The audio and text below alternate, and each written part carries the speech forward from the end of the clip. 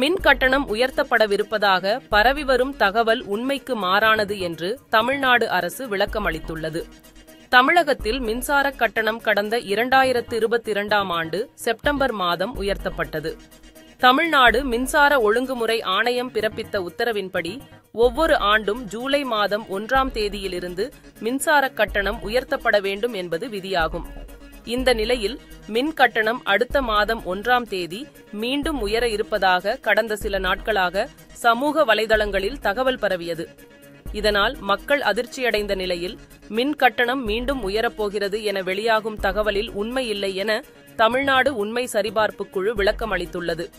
தற்போது வரை மின் கட்டணத்தை உயர்த்துவது குறித்து அரசு எந்த முடிவும் எடுக்கவில்லை என்றும், வதந்திகளை பொதுமக்கள் நம்ப வேண்டாம் எனவும் தமிழ்நாடு அரசு உண்மை கண்டறியும் குழு மூலம் விளக்கம் அளிக்கப்பட்டுள்ளது.